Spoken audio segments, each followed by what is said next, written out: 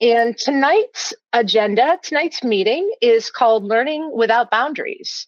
And so tonight, we're going to explore designing your personalized learning path. And maybe we can give each other some suggestions about what that might look like, or share what our own paths have been like, in order to inspire younger flame workers to kind of cobble out their own path using the resources available to them. So some of the topics that we'd like to cover are balancing technical skills and artistic exploration, the role of digital mentors, see if anybody has explored that type of relationship. How do you stay motivated when you are on a self-directed learning plan? Building connections as a solo learner. How do you find community in person or online or both? And just what does the journey of a self-made artist look like? Sometimes it's helpful to just compare notes with other artists who are on a similar path to just kind of see where you're at and also get some ideas about where you could go in your journey. So tonight, I'm Amy Lemaire. I should introduce myself. I'm one of your co-facilitators, Amy Lemaire, and Madeline Rile Smith is my co-facilitator as well. So I'm going to be directing traffic tonight, and then Madeline will also be here to chime in. So there are a few ways that you can participate tonight. I'm going to be sort of directing traffic. So there's a few ways that you can be engaged. If you would like to speak, then you can use the hand raise function at the bottom of your screen, and I will call on you just so that we don't talk over each other. And then I would also encourage you to work the chat as well. And please drop links in. We are going to be talking about digital resources tonight. So if you have links that you think would be helpful, feel free to drop them in the chat so everybody can check them out. And then you can also respond to each other as well. And I will also keep an eye on the chat and try to amplify and bring in some of those points into the conversation so that we can respond to them live. Thanks to our sponsor for this meeting, High Volume Oxygen. High Volume Oxygen is proud to support this meeting of the GEEX Flame Affinity Group. Are you ready to be oxygen independent? The HVO system is built by glassblowers for glassblowers. High Volume Oxygen has oxygen solutions for flameworking studios of all sizes and is in studios and institutions around the world. Why choose HVO over other systems? Expandability, reliability, and safety. Join the oxygen revolution. Find out more at highvolumeoxygen.com. Get the big screen going. Oh, it's so great to see so many friends. This is awesome. Hi, everybody. Okay, so to get the ball rolling, all right, we are interested tonight in talking about self-directed learning in flameworking, which many of us do in different ways. And so I think that to start this out, I'm going to kind of ask sort of a general question. And if you're new to the group, I would love it if you could introduce yourself and tell us a little bit about you. And maybe tell us a little bit about your personalized learning plan. How do you identify learning goals and structure your practice? Do you go to a school? Do you learn from books? Do you do online tutorials or have some sort of other mentorship or a combination of all those things? Tell us a little bit about what your learning path looks like. All right. So while we're waiting for somebody to work up the courage to tell us about themselves. I guess Yeah. Okay. Go ahead. Hi. So this is my first time here. I'll just start by introducing myself, I guess. So I'm Lauren. Hello. I currently work as one of the two scientific glassblowers at the University of Wisconsin-Madison, which is in Wisconsin. I got into that position. I started and I did my undergraduate degree at Madison. So I did a 4-year classic degree within the UW Glass Lab there, where I mostly learned hot shop glass blowing. And in my free time, I would kind of work on the torch, and I tried to teach myself flame working for a year or two. And I was really close with my mentor. And she was the one who was kind of like, hey, Lauren, I see that you're pretty interested in flame working. We do have a scientific glass blower on campus. And I started working for Tracy Dreyer as a student worker back in 2022. So I really got my position just by, being a little bit lucky and kind of being self-directed and working hard and having connections to other people to be able to get me to the position where I am now. Yeah. So, Lauren, I just have a follow-up question for you. Yeah. So you're lucky to have in-person mentorship at your Mhm. school, but did you rely just on that in-person in-person mentorship, or did you also supplement with like books or YouTube videos or any other type of like way to gain knowledge? Yeah, I mean, I think right now it's mostly in person or like my own personal experimentation. But when I was starting out, a lot of it was YouTube. Um, Especially like I think it was a lot of like those Corning videos where they'll kind of show a piece all the way through. I didn't look at books too much. There was a couple like flameworking books like in our library, but we just didn't have that much access to that because it's a pretty hot shop focused program. Like we didn't really have a flameworking instructor there. I kind of became the flameworking instructor once I gained a lot of skills. So it was kind of me figuring things out at first and just didn't really know what all the resources were, I guess. That's excellent. Welcome to the team. That's great. Gabriella. I popped into a little pod for a sec. I'm at work. Hi, my name is Gabby. I have not been involved with Glass for that long. It's been actually just a year now. My torch anniversary was 1 year ago last week. Yeah, so basically I was just saying I haven't gone to school for art in any way. I went to school for business. Being an artist was never a possibility in life. And now that I have a job and can make money to pursue it as a hobby, I'm really excited to do that and hopefully be able to live my life as an artist in the future, like now that I'm an adult and can choose what I want to do with my life. So really, I just kind of found some glass blowers in Reno where I live and kept going to their shop until they would teach me something. And I was working out of there for a little bit, but it was honestly a very uncomfortable, very misogynistic and racist space. I wanted to get out of there. So luckily I was able to, and I've actually now found a different glass blower and I'm going to be setting up in his garage with my very first torch soon. So really, as far as learning, it's just been like learning from the people I'm around, which has been pipe makers, but also them not teaching you and trying to watch you struggle as like a very OG pipe maker philosophy. And so I'm really stoked because now the new person that I'm with is very much the opposite and like wants to teach.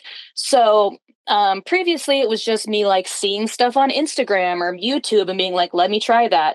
But now I'm actually being directed by someone, which is nice. So I'm really trying to combine the two of like taking what this person is teaching me, but also like, are there more resources online? I see Alyssa Newmeyer on here, and I know that you have a Patreon, and I've been wanting to hop on that. So once I get my torch, I'm really excited to start exploring like, okay, here's a person, let me hop into this. Because right now it's just been like every 1 million things that you see on the internet, and my brain can't pick one. So that's why I'm here. So anyway, thanks, y'all. I'm excited to listen and learn more. Oh, thanks so much, Gabby, for joining us. That's awesome. Oh man. Yeah, I wonder if you're just starting out on your journey, how do you, oh, hold on a second. Let me see. We got chat action. Alyssa says, I learned from books and literature online before YouTube had videos available at my very basic home setup. And then I also learned hollow work on the clock as a productionist for a diaper company after moving across the US. I enjoy trial and error learning and continue to learn through happy accidents. Also, her YouTube is available anytime. That's awesome.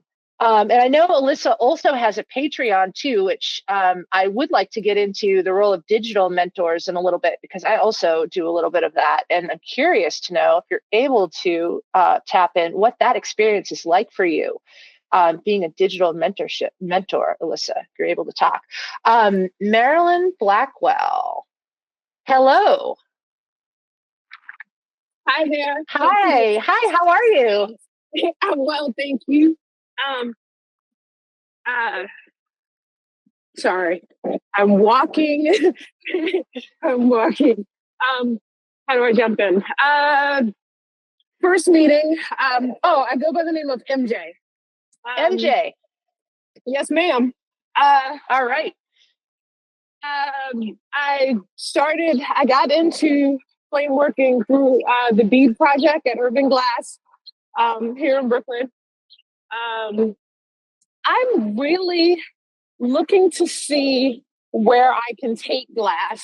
How I've been, I'm pretty much, I think as far as like my learning style is concerned, more so trial and error, definitely hands-on, less YouTube. And so that can make it a little tricky when you need to, like, if you're like an experiential learner, like you need to experience, you need to touch, you need to ask questions. It makes it tricky in a world where usually the go-to is YouTube. So I'm figuring out what that means as far as my journey is concerned. And then separately, unlike some who are in like college programs, which is awesome because they get to touch so many things, they have access to so many stuff. So many, they could just like, nope, I want to do this. Nope, I want to go. No, I'm going to do it all, which is awesome. But my journey is a little different. My journey looks like my landlord saying, yeah, you can take that class when you take care of me first, right? Mm-hmm. So working a full-time job, living on your own, the things that you get to touch, sometimes they're a little bit more farther apart than frequent. So I'm just trying to figure out how can I show up and be consistent and touch more areas to find out the area that I love. How do I get to do that? And just understanding what community looks like. Because if you're not careful, you'll end up operating in a silo and essentially missing opportunities to connect with others. So those are a few of my thoughts. Thanks. Oh, that's awesome. Well, I'm so glad you're part of our community, MJ. And also, I wonder if, like early on, I'm also an experiential learner like that as well. And one thing that really helped me was having an accountability buddy. Like when I would go to the studio, I would go with a buddy and we could both learn together. And so that helped not only build community, but also like make sure I show up at the studio. And then also sometimes it's just helpful to have another person to just express whatever it is that you're trying to do, your feelings about your frustration, or just share like, oh, this came out better than I thought, just to have another, like a witness almost.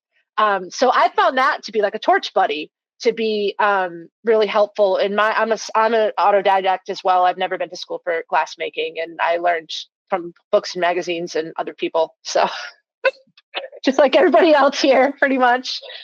Yeah. Nice. That sounds awesome. Thank you so much for sharing that. Oh, yeah, of course. All right. Madeline. Yeah, I definitely love this idea of like the accountability buddy, as it were. And I think that was super helpful for me because I think like a lot of you, I also was self-taught to start. And when I started, I looked at YouTube, but there was not good resource. There weren't good resources back then. YouTube had like just sort of started. So I got a lot of, I photocopied Bondu's contemporary lamp-working books, and I'm a visual learner, so I wouldn't really read the instructions, but I'd look at the pictures, and that was super helpful. But I sort of got started because a friend of mine who was a little further along in their glass-blowing journey helped me set up a studio and showed me some of the basics, even though, they were like just a few years my senior in glass. They were also sort of my accountability buddy, which was also really helpful in terms of safety. I feel like when you're just setting up your own studio and you're like under 1 year, like as far as like torch time, just having someone there to help you stay motivated, answer questions, and just like silly questions like how do I clean up, like how do I do that safely?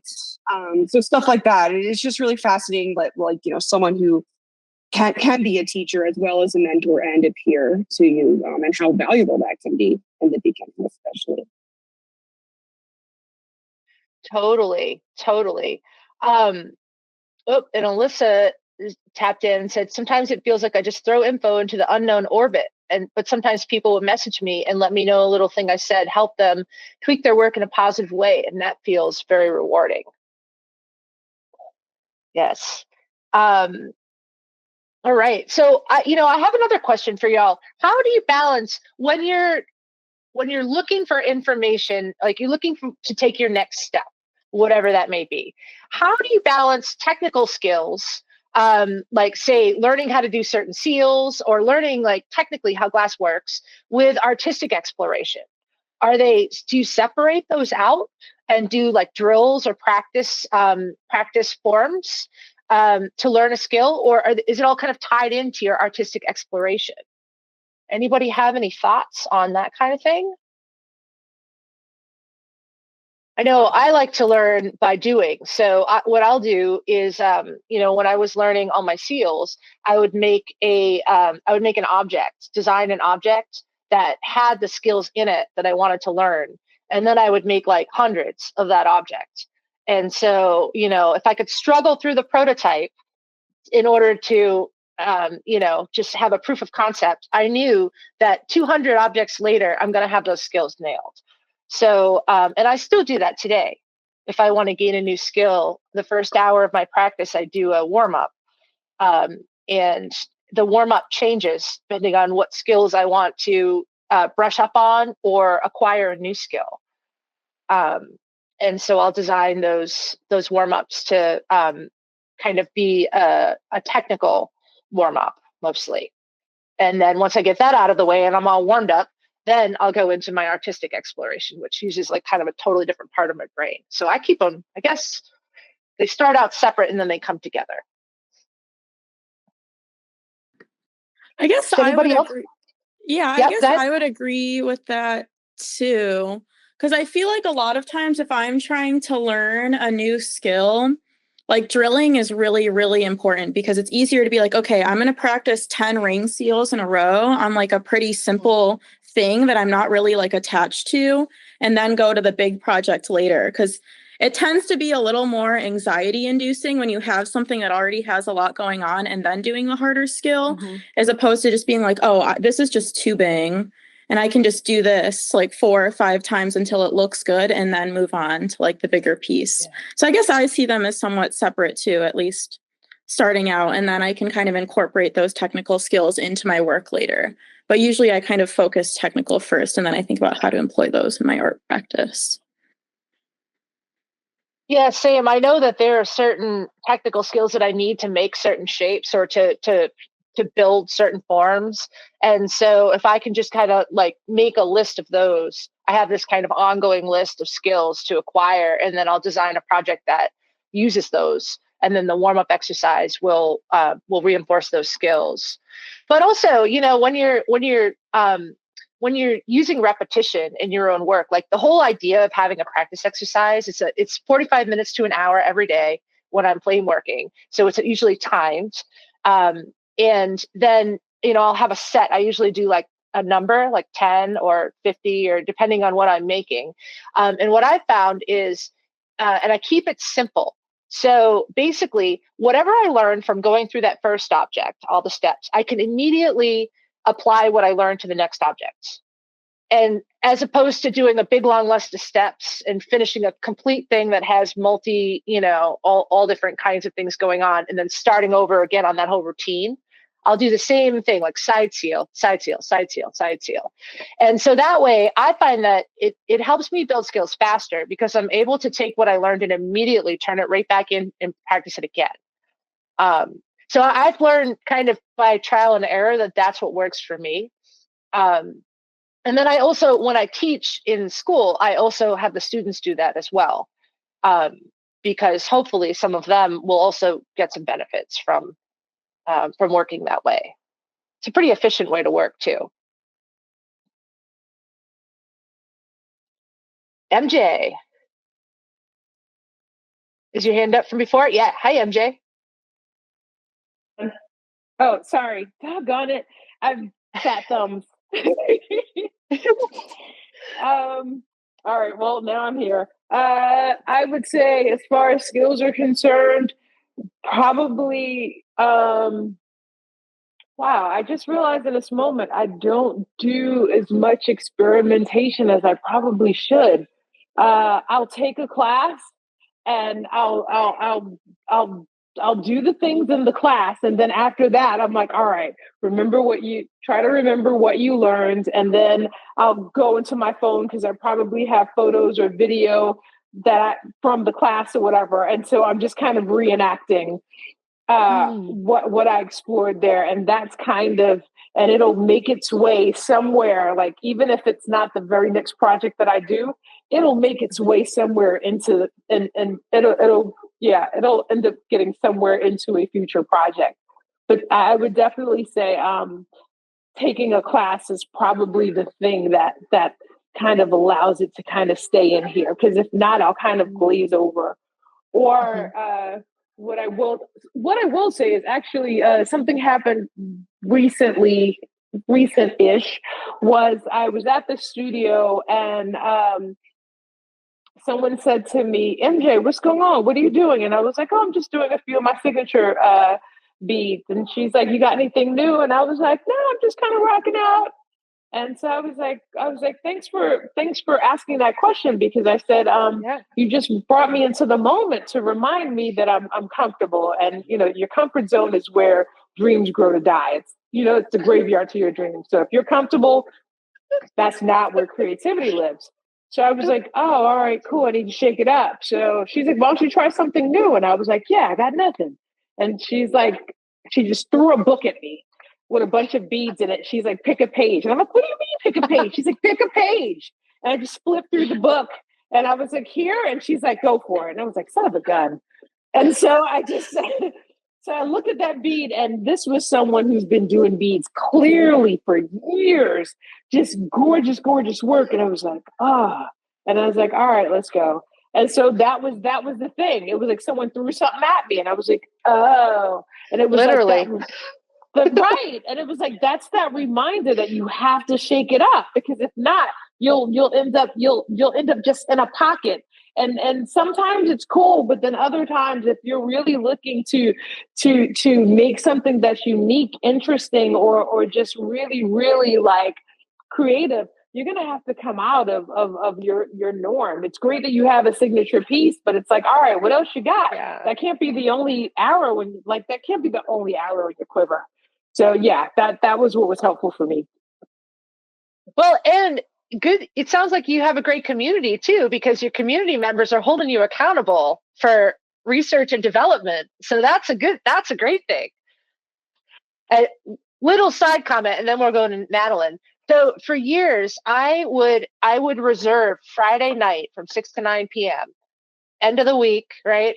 And I would just reserve that for R&D and have no plan. And I would try something experimental every Friday. And it would be almost kind of like taking myself out on a date to the studio. And then I had other friends who would meet me there too, would do the same thing. So we had a little like R&D cohort on Friday nights, which was pretty awesome. But the goal was try something you've never tried before. And if it fails, that just means you're going to learn more. But like no judgment, no worries, just go for it. So that was pretty awesome. A lot of really new designs came from that time too. Madeline. I love that. It's like, also this idea of like having accountability through peers to call you out on staying in your comfort zone. Because that's something like sometimes you don't even want to hear that. Or if that thought comes up to you, I don't want to always be like, oh, I'm in my comfort zone. I'm like, recognize that because that's comfortable, right? So that is like a beautiful thing when there's someone who you trust and trusts you, that you can give you that clear feedback. So I love that for you, MJ. And I love it, like, the idea of seeking that. And I think the other thing we were talking about is, like this idea of like building technical skill, almost sort of like a workout regime or something, like fitness coach, sort of doing reps. And for me, it's really important. Like quantity over quality is what I strive for when I'm trying to gain a new skill, don't try to make that, trying a new seal thing for the first time, don't try to make it perfect. In fact, just don't even worry about it. Like, do one, do it again. And, you know, it helps me to, the ones that are garbage, throw them in the trash under the table, don't look at them. And if I can do like 30 okay ones versus like one perfect one, I'll learn so much more from the 30 okay ones, and just kind of have that in my back pocket. And, you know, something that I do find is like kind of I struggle with, that's a little frustrating, is this idea of having like brush up on certain skills that you don't use all the time. And you feel like you should be able to use, like, for me, I'm at the point right now where I'll make goblets like a couple times a year, maybe, just like there is something I'm not making that often. And so every time I like go to make them again, I'm like, oh crap, like the flame cut, like making that perfect depending on what torch I'm using, if it's on the lathe or if it's on a Carlisle or GTT, like, you know, it's humbling, you know, and just having to practice that part over and over again. So rather than, you know, just for example, rather than like blowing the perfect cup and then practicing my flame cut on that, I'll just practice my flame cut on a bunch of just like, you know, regular tubing over and over again. So that's the kind of thing that I find is like really helpful to talk with other people about, and like students and stuff, so they can remember like, oh, I don't have to like practice this one like really important skill that's pivotal for the piece on a piece that's like, you know, almost realized, that kind of thing. Yeah, I hear you with like kind of cycling through all different forms. And I do a lot of different styles of flame working. Like I was just working on some like large scale, I call it free range flame working, where I'm using my whole body and I'm sculpting with hand torches. And now my next project is like full color, like bench work. So it's just switching gears kind of takes, like, that's for me where those practice exercises come in, because it's almost like I have all the skills, but I need to kind of like hone in on the ones I'm going to need for the project and kind of get those to come to the front of my mind where I can access them. So I try to have a good flow in between projects if possible too, because that kind of helps, like not doing two projects that are completely different, but have the projects be kind of similar if possible. Deadlines don't always, you know, allow that, but we do what we can. Do any of you keep notebooks or sketchbooks or any, like, I know MJ mentioned keeping notes in their phone, and then having those handy when you're on the torch too. How do you all manage the info that is coming into your brain? Do you just let it live in there? Abigail, you are muted, my friend.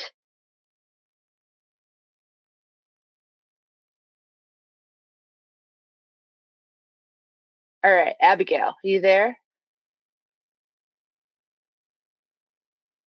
Okay, I don't know what's going on, but tap in, just unmute yourself if you, I don't know, maybe that was an accident. Speak up. There we go. I think we're having some technical problems. All right, Abigail. Hi. Hi, sorry about There that. you are. Hi. That's okay. So I didn't introduce myself. I'm Abigail. I'm actually a co-facilitator for the BIPOC group with GEEX. Oh, nice. So it's cool to be participating in another group. Excellent. I am in trade school right now to be an electrician, but I do have a BFA from Brooklyn College. I studied mostly sculpture there, which is like ceramics, but they don't have a glass facility. So I was introduced to glass in 2021, I think. Actually, 2022. I took a hot shop class, and I learned like the basics of like the hot shop.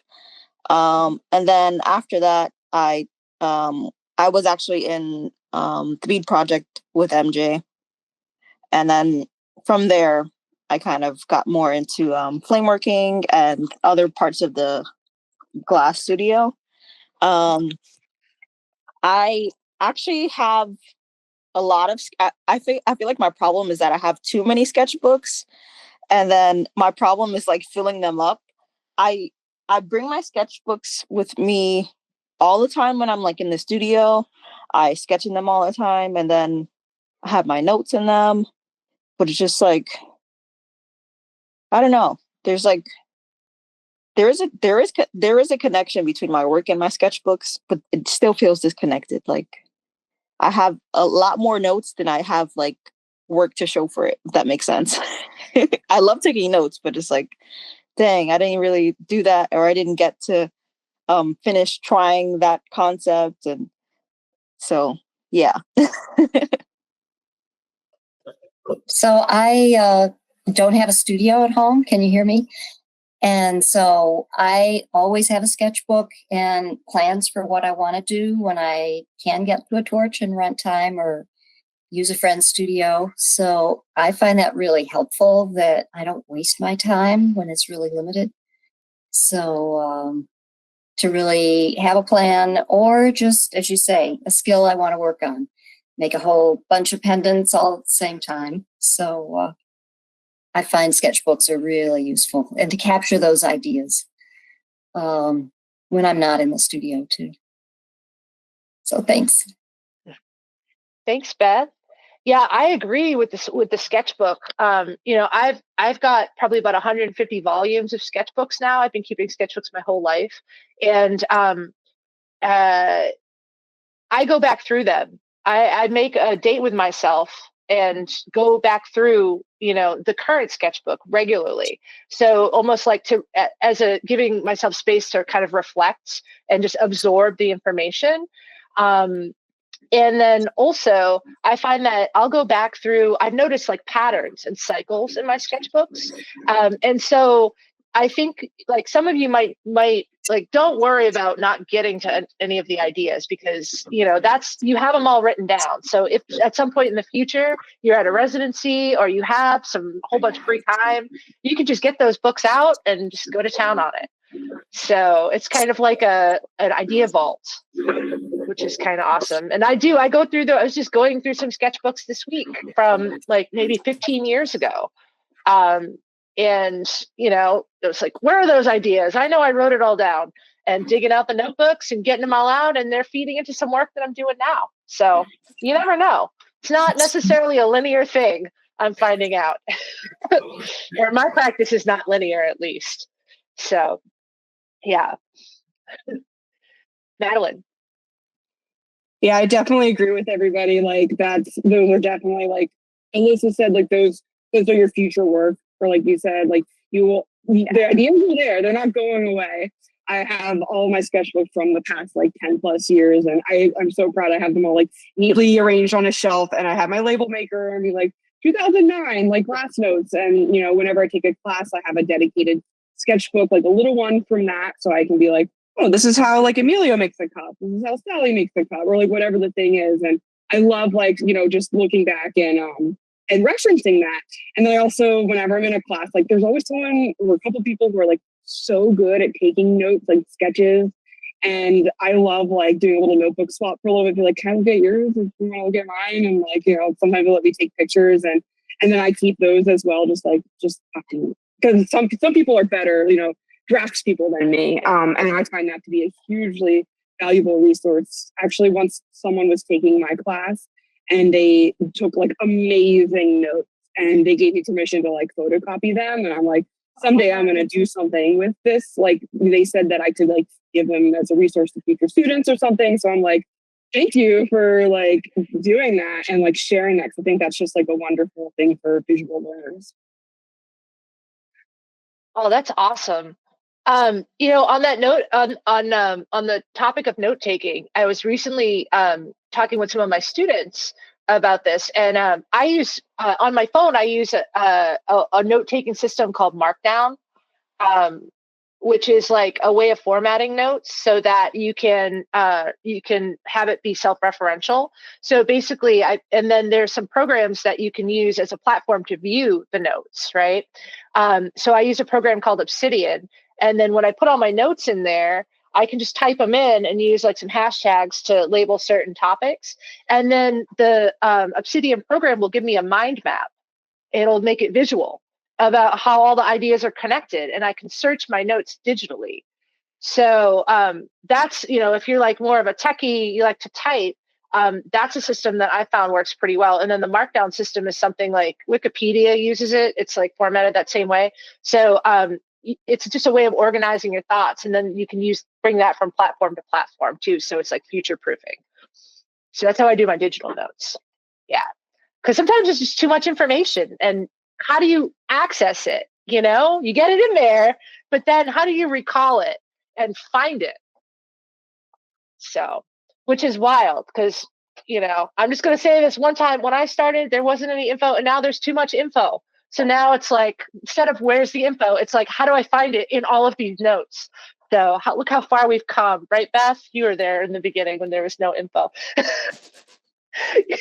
Gabriella, Gabby, did you want to say something, Gabby? Sorry, I was muted. Thank you so much for sharing that. I think that's really helpful in terms of notes because I've realized, well, a few things. I, at the ripe age of 30, realized that I have full-on learning disabilities. So there's a reason why my brain can't retain things. But in terms of like you're saying, like being able to recall all this information is pretty difficult. Especially when there's so much. And it's like my sketchbooks, I have so much in there, but I have no idea how you would possibly execute it. I have no idea what skills you would need in order to achieve this effect, right? And it's really hard because, like, you know, obviously you can ask glass blowers. I harass people on the internet all the time. And I'm like, how did you do this thing? And some people are open to sharing and some people are not. But really, it's like, okay, once you're able to, I think it's like just getting started. And once you're able to figure out some terminology, then you're able to kind of like do your research and keep going from there. But when you start, and like you said, there's so much information, like it's been harder for me to try and YouTube something than for me to just be able to finally ask a person. Obviously, like learning in person, I guess for me is easier, not everyone. But yeah, the wealth of knowledge is like too much. And so I'm realizing that, okay, being able to break it down and say, I have this project. So like right now I'm learning from a pipe maker. And so he's like, I'm just going to teach you production pipe making because that's something, that's repetition. It doesn't matter what it is. It's a shape. Those skills are going to translate regardless. I mean, I do want to make pipes and stuff, but like, I couldn't figure out what to make 100 of or whatever to learn a skill. And it wasn't until it's like, here's a thing here, you have to make this. And yeah, we can have variations. Now you're going to add a honeycomb or whatever colorful things, fuming stuff that I haven't necessarily been interested in doing. Like I'm not super into the regular, you know, the like heady glass, like smoking. That's not my thing. I really want to make beautiful, delicate glass. But like one, this is who I'm learning from. So why would I not accept that knowledge? And two, it's not like I can't use these skills and this experience and this knowledge otherwise. So like, why am I being a hater? I was just being a hater. You know what I mean? Because I had a bad experience with like the Boro Bros. And I was like, I don't feel like, you know, trying to do that kind of work when really like, that's just, again, me being resistant to like an experience versus the knowledge. So yeah, I think that getting everything out in a notebook is great and trying to figure out how to execute it is great. But the most important thing is like, once you find the technique that you need to use and the thing you want to make, like, how do I combine those two things into something that I actually can practice, right? Because I have so many things that I can't really practice right now because I'm not there. So like, what are the, like you said, breaking it into smaller parts. So anyway, that's really helpful. I appreciate that because it's like, that's my job. I break apart a bunch of data every day in Excel, but I cannot break apart glass terms in my brain whatsoever. So I want that program. I want those note-taking capabilities because, girl, I can do it with numbers. I can do it with math all day, but I can't do it with glass. So yeah, thank you. Can't do it yet. Correct. Yeah. But, you know, Gabby, you raised another interesting point kind of in there as well, which is like, how, if you're going to use the internet to get information, how do you know what to search for? It's hard to know what certain techniques are called, or you might have an idea of something that you want to make, but how do you search for even tutorials on YouTube to find out the answer to what you're looking for? So, you know, I think like learning the language is a part of it as well. And I still have trouble finding what I'm looking for on YouTube because I might call, you know, everybody kind of has different, there are different kind of parts of the community that call different objects different things. And so it can get a little hairy when you're trying to search. So, like, for example, what comes to mind right away is like a blind seal or a Dieter seal or a Jesus seal. They're all the same thing, but depending on what part, like what style of flame working you're doing, it's called 3 different things at least. So when you go to search, if you're just searching one of those terms, then you're going to get just kind of one way. But if you knew different what that seal is called in different disciplines, then you would get different layers of information that you could build on. So, yeah. So that's why I think books kind of are helpful as well, because you can get an introduction to the terminology and then go online and use those terms to search and see what that brings up. All right. So let's switch gears a little bit and talk about digital mentors. So we've kind of touched on a little bit of like leveraging online resources from video tutorials and online courses, also virtual communities like this one to enhance your self-learning experience. Does anybody here have experience working with digital mentorship, like not in person, but online? I know Alyssa is has a Patreon page and is a mentor for the community. So feel free to chime in, Alyssa, as you have thoughts. But does anybody else have experiences that they'd be interested in sharing about, like maybe digital mentorship? Which the big draw, I think, for me with digital mentorship is that you don't have to be in the same physical place as your student or your mentor. So that really, like I take studio visits with curators from like all over the world, and they don't have to come to my studio. They just have to come to my computer. And it's great because I can interact with like a wider range of people than I could if I had to get them to come to my studio or I had to travel to go see them. So I've gotten a lot of feedback on my work that way. And actually, I use Zoom a lot for feedback on my work, digital studio visits. Beth. Oh, Beth is writing. Okay, let's see. Oh, Joe. Oh, okay. 2 things. Beth just added a guide from the Corning Library for flame working. Awesome. Thanks, Beth. And Joe. Hi, Joe. Hey. Hi. Hi. I mean, I don't know if there's any resource on this, but one of the things that I have seen for various different mediums is live streaming. Like, have you ever heard of Twitch? It's a streaming platform. People usually stream games on it and stuff like that. But there are plenty of people that stream on Twitch for various things. Like I've seen music, like synthesizers, composition. I've seen potters stream on Twitch. And I mean, one of the things that I've thought about, like when I actually get set up, is possibly having a stream of just working. So I would not be surprised if there were flame workers and glass workers on Twitch streaming their work right now. I just haven't looked for them. And I mean, unless anybody else has had experience with it, that might be a really interesting place to turn to for looking for information, or if you want to start doing kind of digital mentorship or something like that. I think that would be an interesting platform, medium, method to try out. That's a really interesting idea, Joe. And I'm just looking at the chat. Kayla just popped in and said that they catch live feeds while people are working and ask questions. So that's an opportunity to ask questions too. Boston Distillery and Luke the Drifter are two people who regularly go live, I guess. Yeah, so I'd be interested in checking that out. There's like a stream chat, like you can type stuff in, and so like this has progressed a lot since like I've started online, and it's amazing. It's to the point where it's again a lot of information to try to keep up with the chat.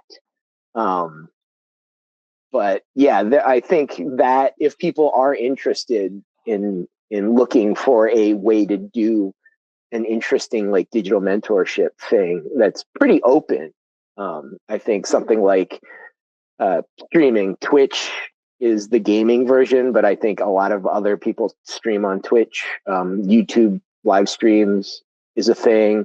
You can go live on Instagram. Each platform has different tools and like different capabilities. But I think if you're interested in that, I think that would be a good place to explore. And I think I see people popping people that do stream on the chat log. So that is an interesting idea. And then also, it's a way to directly interact with with other people, form community. And then also, is this a free, like mostly are these live streams free, or is it they're behind a paywall? Does anybody know? They can vary. I think most of them are accessible. I think there are some mechanisms for like sponsors only or something like that. But most of them will be free when they're live. I think some of them might have like a VOD thing where you can kind of replay it later. That might be or might not be behind a paywall. Twitch they're Amazon, so you can go on there and probably watch stuff for free. If you have Amazon Prime, you can log on and get some other benefits that go with that. YouTube is pretty much like most people will stream for free. At least the ones that there are plenty that stream for free. I don't know if they have a mechanism for a paywall necessarily. Oh, interesting. I'm going to have to check that out. See, I just learned something. I'm going to pop a link in the chat as well. A colleague of mine, Tanya Crane, who's a jeweler, is involved in this cohorts.art, which is a year-long mentorship.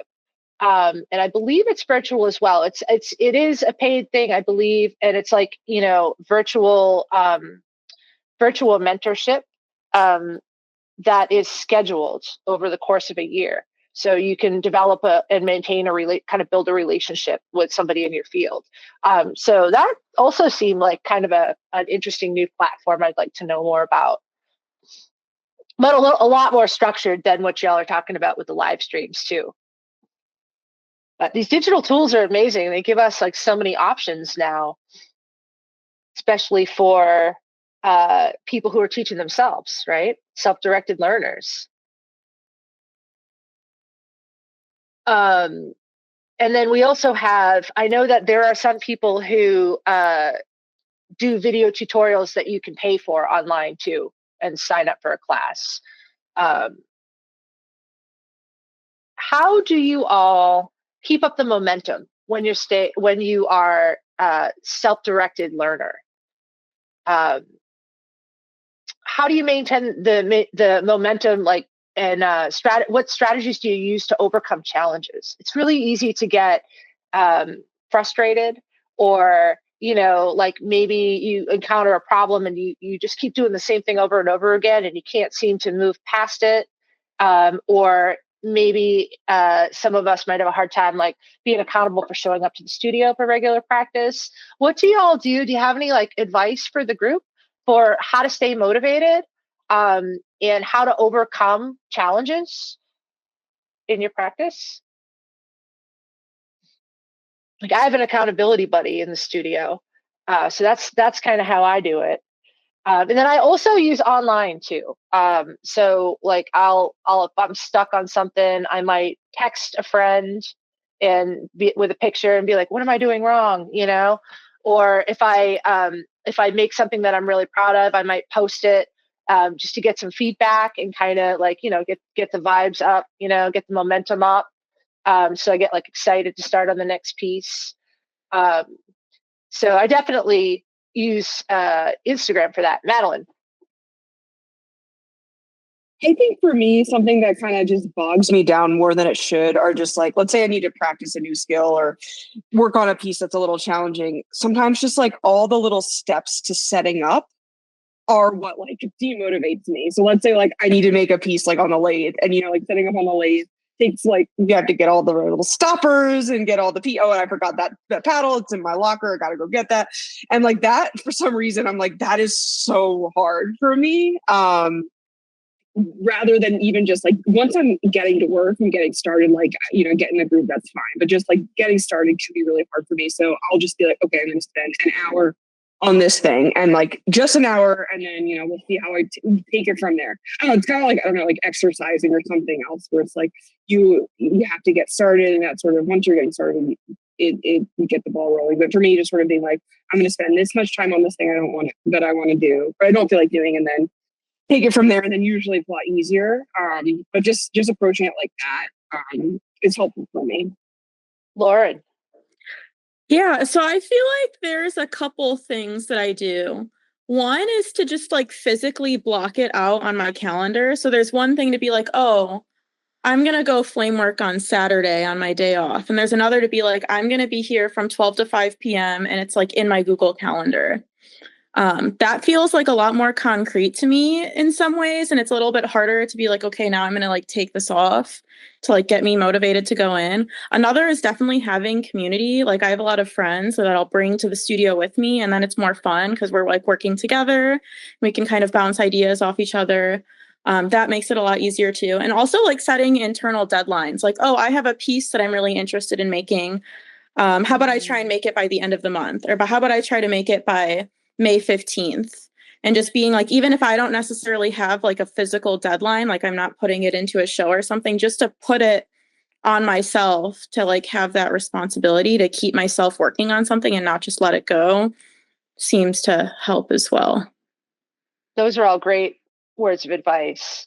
I think another transferable skill is like if you play a sport or a musical instrument, it's a similar kind of discipline because we're talking about like hand-eye coordination, right?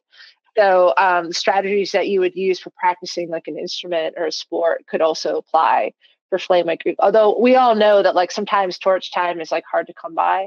So, everybody's situation is a little different on that for sure. Yeah. I use those soft deadlines too for that. Plus, it's exciting to have a piece going as well.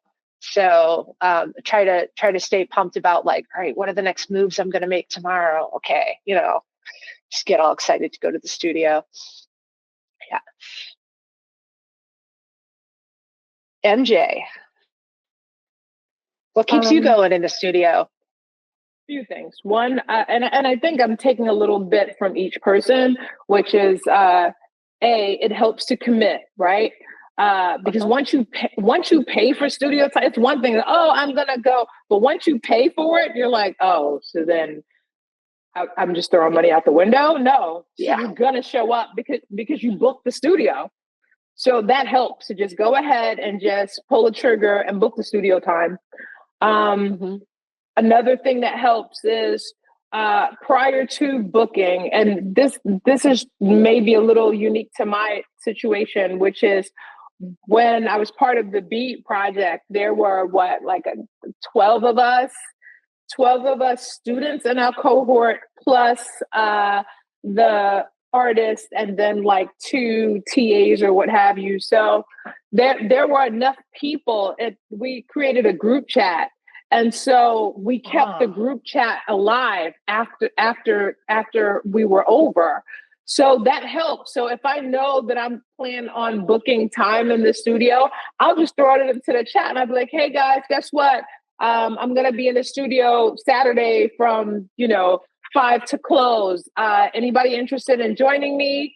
And then also, when I do that, I'll say, hey, you want to share a kiln? So sometimes that helps too, because then you sharing a kiln with someone can help just offset just a little bit of the fee.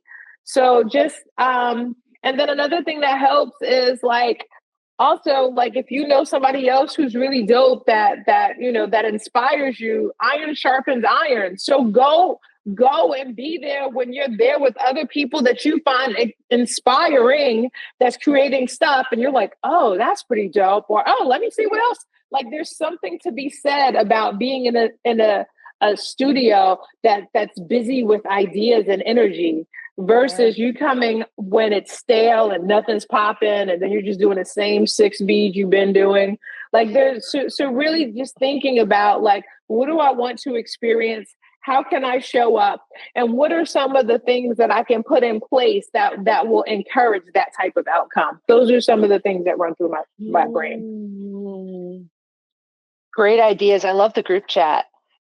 Yeah, I used to work in your studio, and I miss my community now, because now I'm in a solo studio.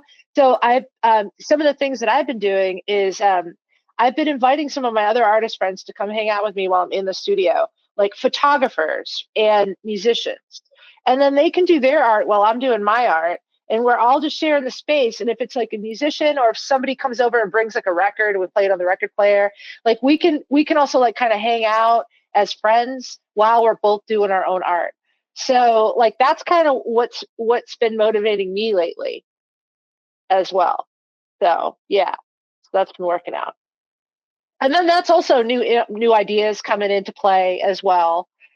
There's always new ideas that come out of a hang with another artist. Yeah.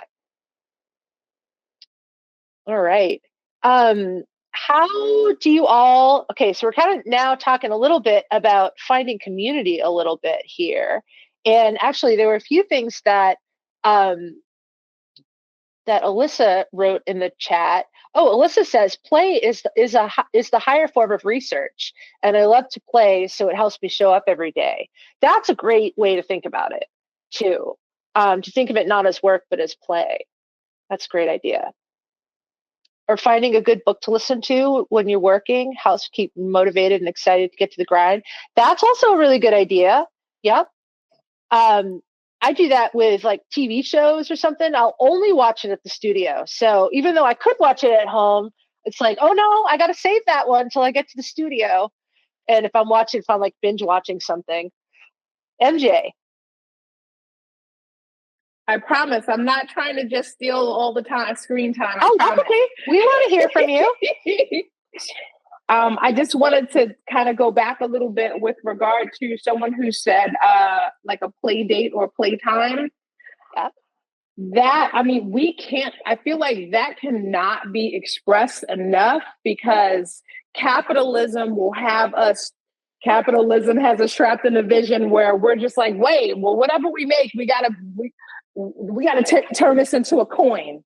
And so if you're busy trying to just make something that you feel like is gonna sell, it doesn't allow you to play. It doesn't. You're just like, all right, I need to be able to qualify how, this money that I just spent in the studio today, rather it be on the supplies, rather it be on a studio time, rather it be on a kiln, rather it be whatever the opportunity cost it was for you to even get there. Like you stopped doing whatever it was that you planned on doing so you could be there. So whatever that opportunity cost was. So just being able to turn your adult brain off and go, I'm just coming to play, like that is so flipping hard. So I felt like I just wanted to make sure that I circle back, because I struggle with that a lot more than I am proud to admit. So if anybody got any tips and tricks, like let's throw that in the chat, and let's keep that let's keep that like in the forefront of our minds, because if we're not here to have a good time and enjoy art, then what are we really doing? Like we're ending up being a slave to this machine, and there's something really unhealthy about that. So let's just keep that to the forefront of, Okay, that's what I got. Right on. Thank you, MJ. Joe, I know you got something to add to that. Yeah, I mean, like, I'm probably gonna end up ranting a little bit here.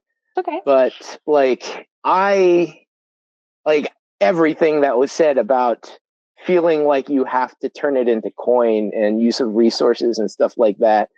I have been trying to break out of that so hard. I realized that every single time I was going in the studio, like for a long time, I was thinking along the lines of cost. How do I and it was just changing the way I was thinking. Like it was actively contributing to the things I was doing and putting into the artwork. And at some point, I just decided to throw all that out. And that's a luxury. I understand that is a huge luxury to be able to say, you know what? The stuff that I make is not intended for sale. If I sell it later, great. But the stuff that I make is not intended for sale. And when I think about it that way, and it's hard, like even when I say that, it somehow worms its way back in to realize like, oh, it takes me X hours to do this, or like it takes me this long. And then my mind goes, it's like, well, if I'm going to pay myself a wage, how much does that translate into? And if I think that way, I can't get like nothing I make feels as good as it is when I say, you know what, I don't care. I'm just going to make this because I want to make it. And I mean, the whole point of like one of the things I've realized about doing any of this creative stuff and this artistic stuff is the value I get out of it is not a monetary value. Like you can't put a price tag on the things that I get out of working on creative works. Money is just not the right way to think about it. Like that satisfaction you feel when you work on a piece for like a month and you finish it, it's there, it looks amazing. You're never gonna replicate that feeling by doing it for money. And if you can't break away from that, that just taints it. And it's not going to capture that. And given what we have in our like capitalistic market economy, like if you're talking about money, that is not the thing that can capture the value that you get from art. Like the empathy thing that like a lot of people talk about these days, and it's kind of in the news, and the sin of empathy. And it's like this civilizational suicidal thing where it's like, and I kind of agree. If you do embrace empathy, you're gonna like, it is going against like our civilization and culture, because our civilization and culture does not recognize the value that is mainly recognizable through empathy. A lot of the value is forced into being expressed by a dollar sign or a number next to a dollar sign.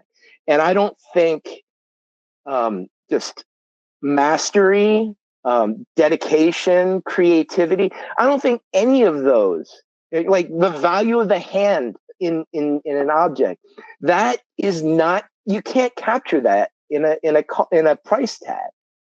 And if you experience that, you recognize that there's something there, and people struggle to put a price tag on it.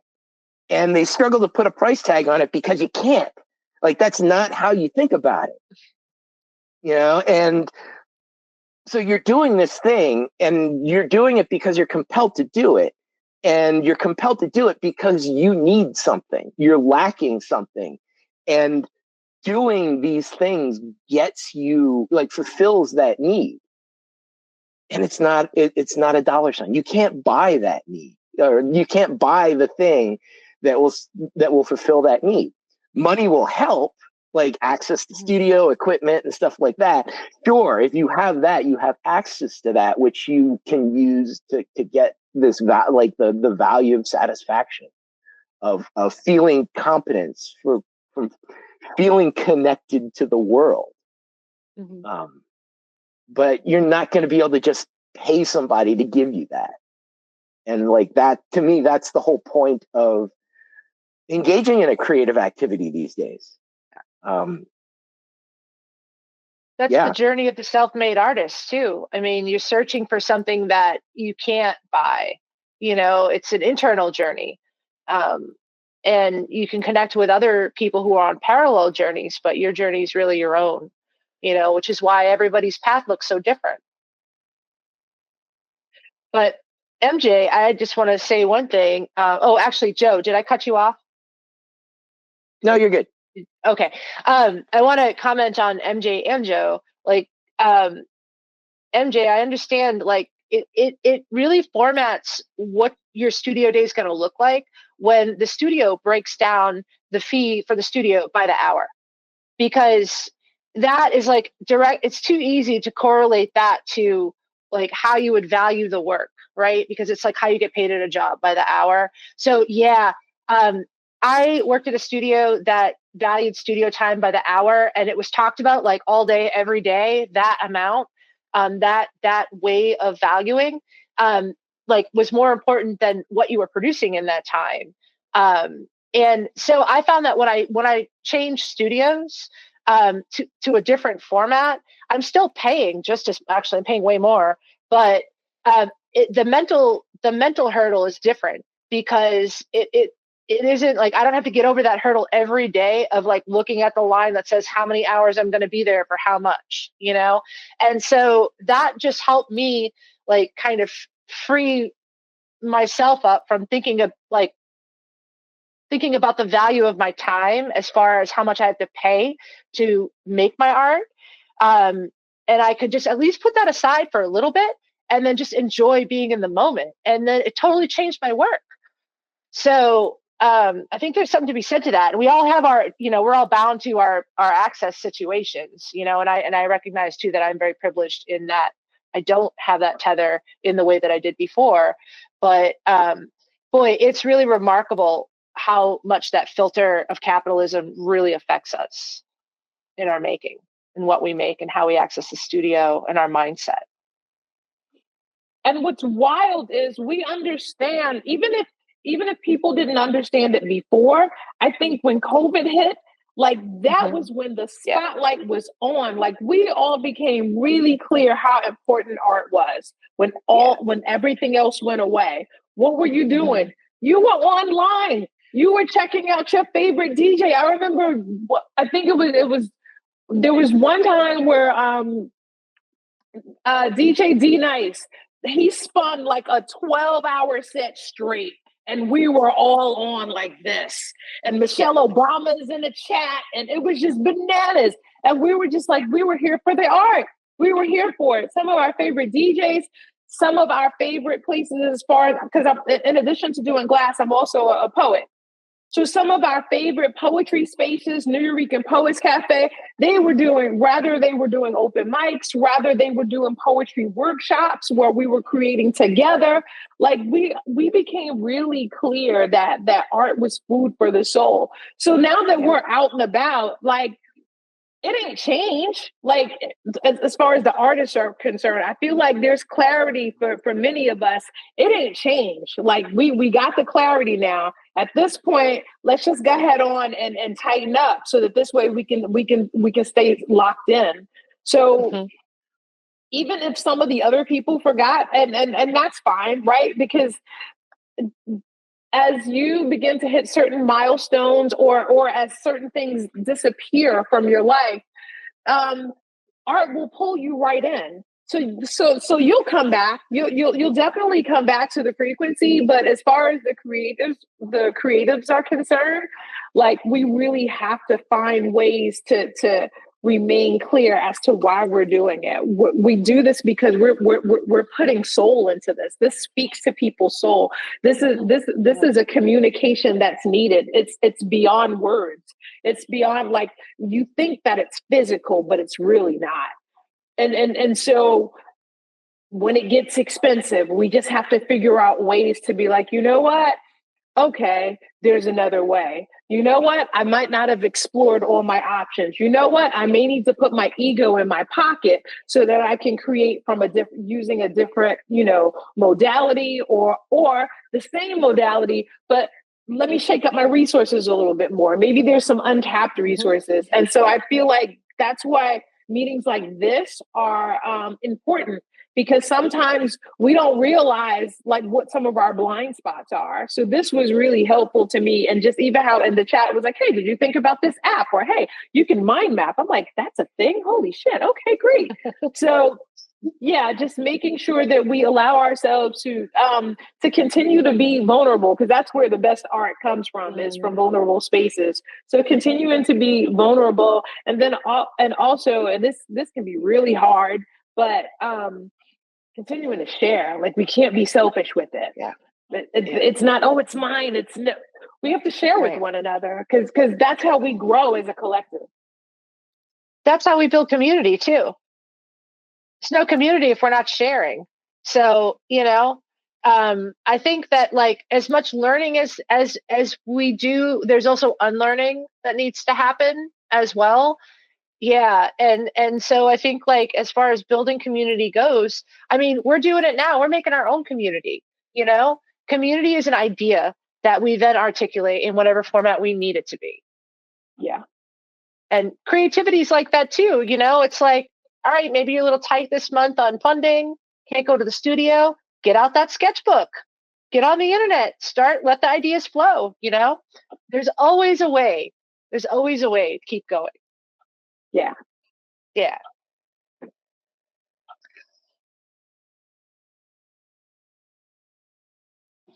Are you all involved in other types of online communities or online spaces? Like where do y'all find community? I know a couple of you have mentioned some of you are hanging out at studios.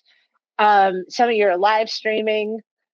I know I come to the Flame Affinity Group meetings and some of the other GEEX programming to find some community there, a different group usually. I like to be a part of a lot of different communities because I get a different perspective with every different group. And I'm kind of fringy as a person, so I have like a lot of different groups I'm a member of, and then I feel like I can get a lot of different types of feedback. So it's less of an echo chamber, and it's more like quality feedback that I'm challenged by. Yeah, and so I do that online and also in person. Seek those opportunities out. But these days, online is like really great because, as we kind of touched on before, you can access folks that are in a totally different part of the world. Or, when travel would be difficult, like I have a very good friend who lives in Argentina who can't come here right now. So we can talk online, and so other parts of the world, or just inconvenient to travel, or maybe the other person's time is really valuable. Like, I can only get a Zoom call for 20 minutes, get some feedback. It seems like just since COVID, the online space has really become very valuable meeting place for feedback and mentorship, and like really meaningful connections. I'm a little surprised by that, I guess. So, and wondering how we can build that out. So Alyssa says they message people when they get excited about what they're making to encourage them. Oh, that's a great idea. That's about my community online. I'm very excited to work at Pilchuck this summer. Ooh, congratulations.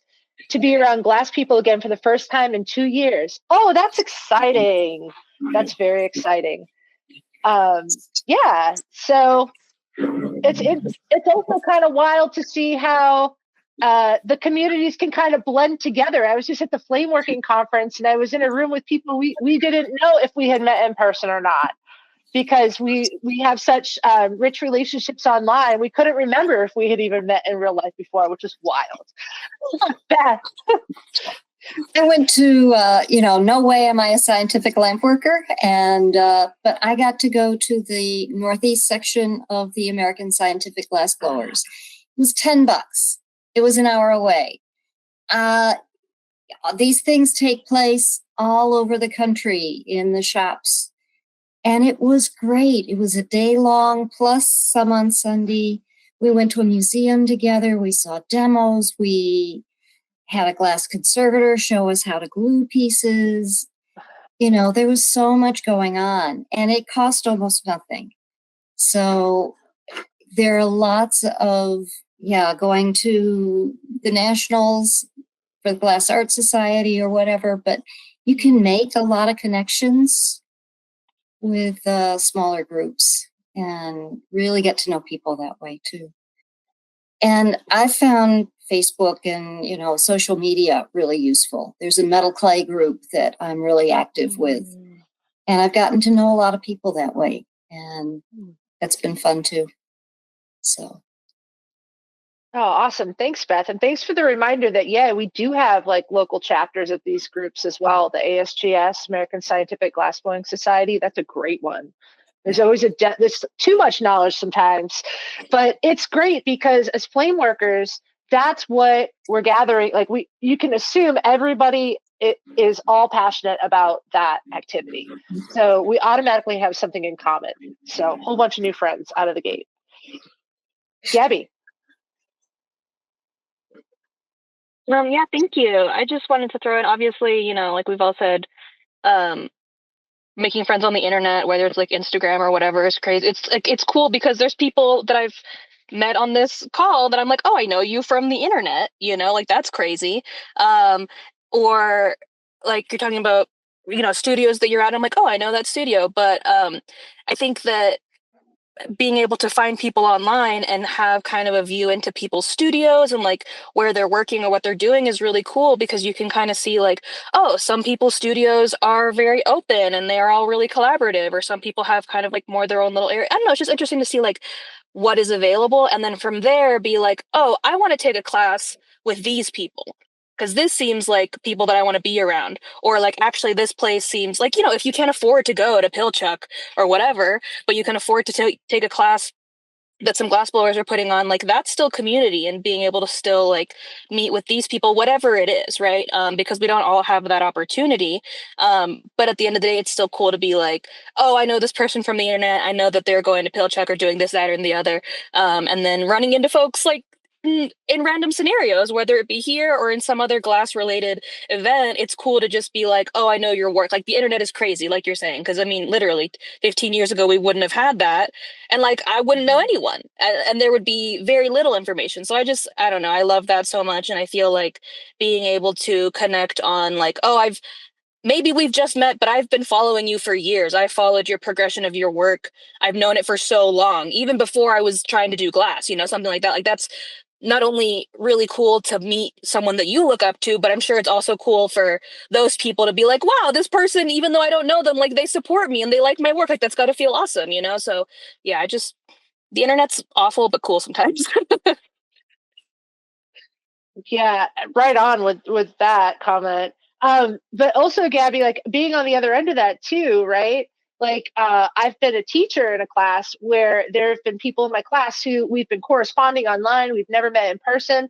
And then what I'm finding is when we finally get into the situation where we can flame work together, what happens is we start off at more of an advanced level because we're not just meeting each other. We already kind of have some sort of a relationship already formed from online that we're just like extending that into physical space. So it makes the in-person time more valuable and more productive in general.